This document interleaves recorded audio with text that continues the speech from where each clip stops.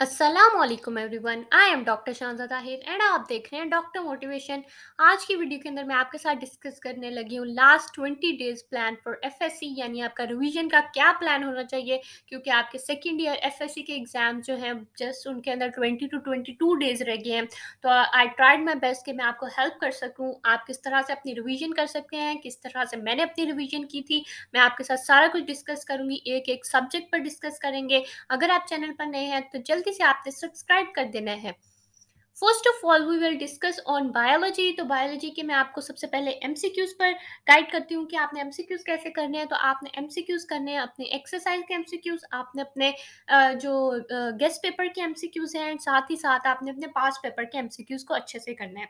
ठीक है, और इसको आपने टाइम कितना देना है, आपने अपने पास पेपर्स के एमसीक्यूज को और अपने शॉर्ट क्वेश्चन को दोनों को मिला के आपने एक दिन देना है। ठीक है, आपने शॉर्ट क्वेश्चंस भी एक दिन में करने हैं अपने रिवीजन, और आपने अपने एमसीक्यूज भी एक दिन में करने हैं। ठीक है, आप ऐसे कर सकते हैं कि हाफ डे जो है आप अपने एमसीक्यूज को देंगे। ठीक है, बाकी का हाफ डे आप अपने शॉर्ट क्वेश्चन को आधे को देंगे, एंड नेक्स्ट डे आप अपना हाफ डे जो है वो अपने शॉर्ट क्वेश्चन को देंगे। यानी आपने टोटल मिला के अपने एमसीक्यूज और शॉर्ट क्वेश्चन को 1.5 डेज देने हैं।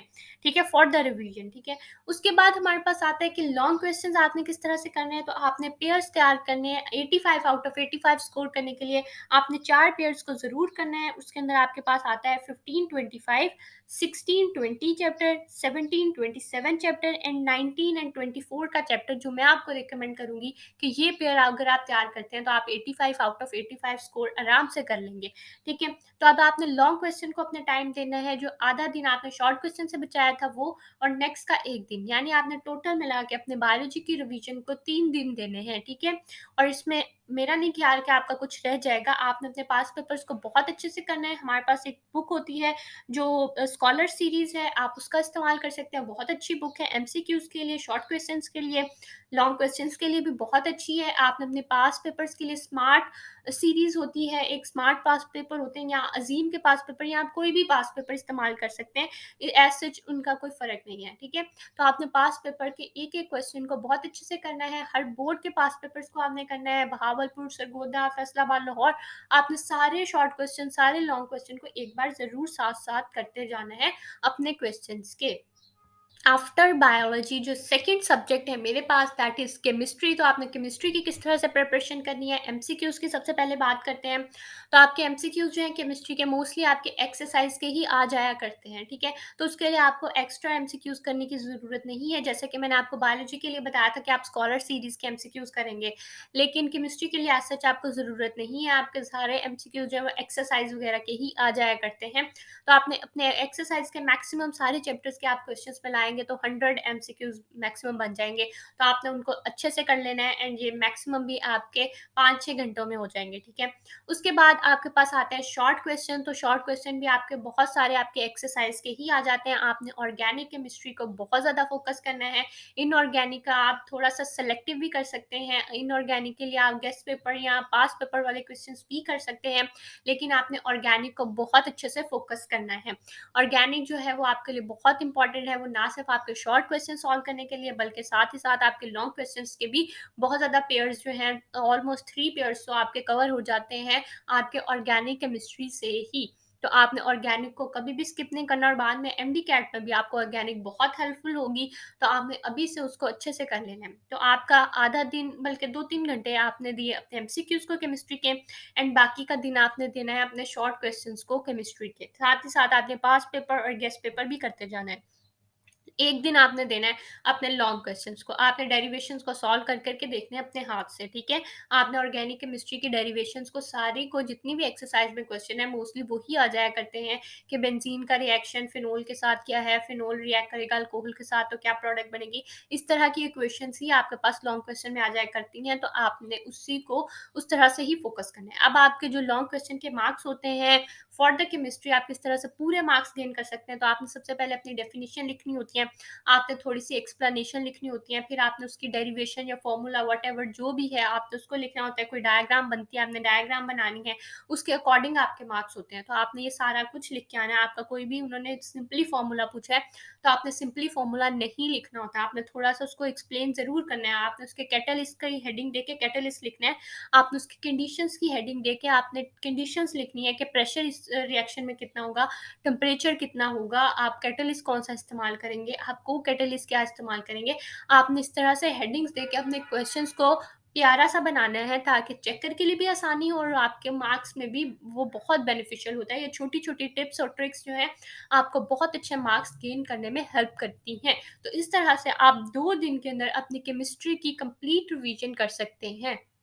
नेक्स्ट पर जो सब्जेक्ट मेरे पास आता है दैट इज़ फिज़िक्स। तो फिज़िक्स के एमसीक्यूज़ के लिए अगेन मैं आपको कहूँगी कि आपने स्कॉलर सीरीज़ के एमसीक्यूज़ को प्रैक्टिस करना है और स्कॉलर सीरीज़ के एमसीक्यूज़ हर चैप्टर के मिनिमम भी आपके पास 50-60 एमसीक्यूज़ तो होते हैं। तो टोटल मिला के आपके सारे चैप्टर्स के ऑलमोस्ट 500-600 तक क्वेश्चंस चले जाएँगे।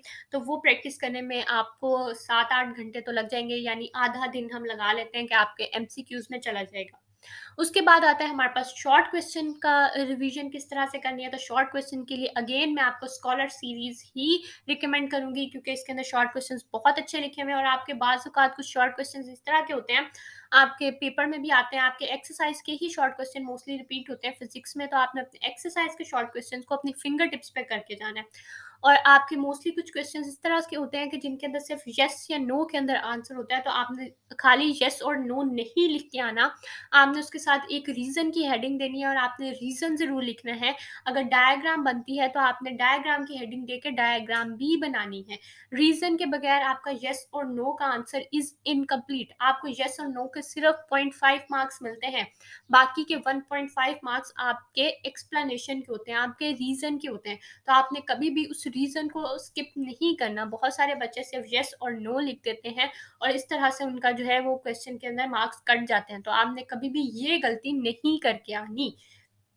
नेक्स्ट पर जो गाइड है आपके लिए फिजिक्स में वो ये है कि लॉन्ग क्वेश्चंस किस तरह से करने हैं। तो अगेन आपने लॉन्ग क्वेश्चंस की 4 पेयर तैयार करने हैं। अगेन आपके लॉन्ग क्वेश्चन के अंदर आपने हेडिंग्स बनानी है, आपने डेफिनेशन, जैसे आपको सपोज करें कूलम्स लॉ आ जाता है, आपने सबसे पहले डेफिनेशन की हेडिंग देनी है, आपने डेफिनेशन लिखनी है। देन आप पहले आप डिस्कवरी की हेडिंग दे सकते हैं, आपने डिस्कवरी लिखनी है, फिर आपने डेफिनेशन की हेडिंग देनी है, फिर आपने एक्सप्लेनेशन की हेडिंग देनी है, आपने थोड़ा सा एक्सप्लेन करना है, फिर उसके बाद आप डेरिवेशन की हेडिंग देंगे, आप डेरिवेशन लिखेंगे, उसके बाद आप फॉर्मूला को एक्सप्लेन करेंगे, फिर आप उसके अंदर वो हमारे पास जो भी इम्पोर्टेंट पॉइंट है हाईलाइट होने वाले कि हम इंसुलेटर डालें या कंडक्टर डालें तो तब क्या होगा, हमारे पास फॉर्मूला में क्या चेंजेस आएंगी, के की वैल्यू जो है वो किसके इक्वल होती है, उसकी वैल्यू क्या होती है, उसका यूनिट क्या होता है। आपने सारी इंपॉर्टेंट बातें जो है यूनिट की हेडिंग आप दे सकते हैं। इस तरह की सारी इंपॉर्टेंट बातें आपके क्वेश्चन से रिलेटेड जो भी होंगी आपने उनको सबको हेडिंग्स में लिख के आना है ताकि आपके चेकर को पता चले कि आपको आता है और इस तरह से एक क्वेश्चन की आपकी थोड़ी सी लेंथ भी बन जाएगी। उसके बाद न्यूमेरिकल आपने किस तरह से अटेम्प्ट करना है। न्यूमेरिकल अटेम्प्ट करने का मैं तरीका अपनी एक वीडियो में बता चुकी हूँ पहले से ही, तो अगर आपने वो वीडियो नहीं देखी तो अभी आपने जाके मेरे चैनल पर सबसे पहले वो वीडियो भी देख लेनी है ताकि आपको पता चले कि आपने अपने न्यूमेरिकल को किस तरह से प्रेजेंट करना है। आपने अपने न्यूमेरिकल एक्सरसाइज के साथ साथ आपने अपने जो एक्सरसाइज के साथ साथ आपके जो एग्जाम्पल के न्यूमेरिकल्स होते हैं उनको भी स्किप नहीं करना, उनको भी साथ साथ देखना है। बाज़ औक़ात आपके एग्जाम्पल के न्यूमेरिकल्स आ जाते हैं। तो आपकी टोटल तैयारी जो है फॉर एमसीक्यूज और शॉर्ट क्वेश्चन तो उसको आप देंगे एक 1.5 डे और जो आपका लॉन्ग क्वेश्चन और न्यूमेरिकल है अगेन उसका आप 1.5 डे देंगे और टोटल मिला के आपके 3 दिन के अंदर रिवीजन हो जाएगी फॉर द फिजिक्स। नेक्स्ट पर जो इम्पोर्टेंट गाइड है मेरे पास आपके लिए वो सब्जेक्ट्स हैं हमारे पास उर्दू एंड इंग्लिश। तो आपने उर्दू और इंग्लिश की रिवीजन को किस तरह से मैनेज करना है फ़र्स्ट ऑफ़ ऑल उर्दू और इंग्लिश के अंदर आपको एज़ सच याद करने की ज़रूरत नहीं होती, आपने कॉन्सेप्ट बनाना होता है। जैसे कि हमारे पास लेटर्स हैं, आपके पास स्टोरीज़ हैं या आपके पास कोई भी बेसिक थिंग है, मैं स्टोरी की अपने चैनल पर वीडियो डाल चुकी हूँ, मैं लेटर लिखने की वीडियो डाल चुकी हूँ, मैं आपको कंप्लीटली गाइड कर चुकी हूँ, तो आपने वो साथ-साथ देखनी है। आपके पास एसेज़ होते हैं, तो एसेज़ में भी आपने मेजरली शेर याद करने हैं, हवाला जात याद करने हैं, अरेबिक वगैरह, ट्रांसलेशन, कोड्स और इस तरह की इंपॉर्टेंट चीज़ों को याद करना होता है। बाकी हमारे पास उर्दू के अंदर तशरीह वगैरह आती हैं, तो तशरीह के अंदर आपने चैप्टर का नाम यानी नज़म का नाम या आपके पास चैप्टर का जो भी नाम होता है वो याद करना है, मुसन्निफ़ का नाम याद करना होता है। आप माख़ज़ याद कर सकते हैं, फॉर गुड इम्प्रेशन मैं अपनी बारी में याद करके गई थी, तो आप भी याद कर सकते हैं। एंड आई स्कोर 91 1 साल के अंदर उर्दू में और 1 साल के अंदर 90। तो आप इस तरह से अपने पेपर को थोड़ा-सा यूनिक बना सकते हैं, क्योंकि बहुत सारे बच्चे माख़ज़ नहीं लिख के आते, तो आप लिख सकते हैं, इस तरह से आपका पेपर यूनिक भी बनेगा, ठीक है? तो आप तशरीह लिख सकते हैं, ठीक है? तशरीह के अंदर भी आपने एज़ इट इज़ तशरीह याद नहीं करनी होती, आपने जस्ट हवाला जात याद करने होते हैं और एक बार रीड आउट करना होता है, जस्ट आपने क्रिएटिव राइटिंग वहाँ करके आनी होती है। आपने अपने चेकर को इम्पोर्टेंट पॉइंट्स हाइलाइट करके बताने होते हैं। तो एज़ सच आपको उर्दू और इंग्लिश के अंदर इतनी ज़्यादा मतलब याद करने वाली ज़रूरत नहीं होती। बाकी इंग्लिश के अंदर जो हमारे पास क्वेश्चन आंसर्स होते हैं, तो वो भी आपने इम्पोर्टेंट गाइड ये याद रखनी है कि आपका क्वेश्चन जिस टेंस के अंदर उसने पूछा हुआ है, आपने उसी टेंस के अंदर जवाब देना है। उसने आपका प्रेज़ेंट टेंस में पूछा है, तो आपने प्रेज़ेंट टेंस के अंदर जवाब देना है। आपका उसने फ्यूचर में पूछा है, तो फ्यूचर में जवाब देना है। पास्ट में पूछा है, तो पास्ट के अंदर ही जवाब देना है। ये एक इम्पोर्टेंट गाइड है। बाकी आपको पता है चैप्टर्स में क्या हुआ था, तो आप खुद से भी लिख सकते हैं, थोड़ी क्रिएटिव राइटिंग भी कर सकते हैं। As it is word to word लिखने की ज़रूरत नहीं होती, ठीक है? बाकी आपका खुलासा वगैरह जो उर्दू में होता है, वो आपने वर्ड टू वर्ड याद कर लेना है। वो एक बार मतलब इतना वर्ड टू वर्ड नहीं, लेकिन एज़ इट इज़ आप थोड़ा-सा याद कर लें चैप्टर्स का, उसकी रिवीजन कर लें। आप नज़म वगैरह के खुलासाजात की जो रिवीजन है वो अच्छे से कर लें। बाकी आपके लेटर्स वगैरह का आपको तरीका अच्छा लिखना आना चाहिए कि उसके सारे पॉइंट्स फ़ॉलो हो रहे हो। तो अंदर का कंटेंट तो आप कुछ ना कुछ लिख ही लेते हैं और अंदर का कंटेंट इतना मैटर नहीं करता जितना आपका प्रेज़ेंटेशन मैटर करती है, और आपका जो स्टार्टिंग और एंडिंग पॉइंट होता है, अगर वो आप सही लिख के आएँ तो आपको मैक्सिमम मार्क्स मिल जाते हैं आपके लेटर में, आपकी एप्लीकेशन में। और स्टोरी का भी एक जो इम्पोर्टेंट पैराग्राफ स्टार्ट में इंट्रोडक्टरी पैराग्राफ होता है, मैं उस पर भी पहले वीडियो बना चुकी हूँ इंग्लिश के लिए, तो आपने ज़रूर उसको भी फ़ोकस करना है। इंट्रोडक्टरी पैराग्राफ भी मैं उसके अंदर आपको बता चुकी हूँ और इंट्रोडक्टरी में आपको कोट भी बता चुकी हूँ। तो आपने इस तरह से अपनी उर्दू और इंग्लिश की प्रिपरेशन करनी है रिवीजन के टाइम पर। तो आपको मैक्सिमम उर्दू की रिवीजन के लिए 2 दिन चाहिए, एंड इसी तरह आपको इंग्लिश के रिवीजन के लिए भी मैक्सिमम 2 दिन ही चाहिए। 1 दिन के अंदर आप सारे उर्दू के अंदर अपने सारे अशार वगैरह, सारे चैप्टर वगैरह तैयार कर सकते हैं और दूसरे दिन के अंदर आप सारे अपने एस्से और अपने स्टोरीज़ और अपने जो लेटर्स वगैरह होते हैं, इस तरह की चीज़ें रिवाइज़ कर सकते हैं। अगेन फॉर इंग्लिश तो आपने फर्स्ट 1 दिन के अंदर आप जो इंग्लिश ए का पेपर होता है, यानी आपके क्वेश्चन आंसर्स वगैरह, तो वो तैयार कर सकते हैं। एंड सेकंड डे के अंदर आप अपना स्टोरीज़ को, लेटर्स को और अपने एसेज़ वगैरह को रिवाइज़ कर सकते हैं। तो मैक्सिमम आपको 2-2 दिन चाहिए for Urdu and English. Next पर जो मेरे पास लास्ट सब्जेक्ट है दैट इज़ पाक स्टडीज़। तो पाक स्टडीज़ के लिए मैं काफ़ी ज़्यादा गेस्ट पेपर की वीडियोज़ बना चुकी हूँ, आपके 50 आउट ऑफ 50 स्कोर की वीडियोज़ भी बना चुकी हूँ। तो आपने ज़रूर उनको देख लेना है। मैं आपका लॉन्ग क्वेश्चन लिख के भी आपको दिखा चुकी हूँ, आपने किस तरह से लिखना है। तो आपने ज़रूर उनको पहले देख लेना है। तो पाक स्टडीज़ के लिए भी आपने एज़ सच हेडिंग्स याद करनी होती हैं, आपने हवाला जात वगैरह याद करने होते हैं, एंड बाकी आपने एमसीक्यूज़ को थोड़ा-सा फ़ोकस कर लेना है, अपने शॉर्ट क्वेश्चंस को फ़ोकस कर लेना है। और आपके एमसीक्यूज़ भी पाक स्टडीज़ के अंदर एक्सरसाइज़ के ही आते हैं, तो एक्सरसाइज़ के आपने एमसीक्यूज़ को फिंगर टिप्स पे कर लेना है।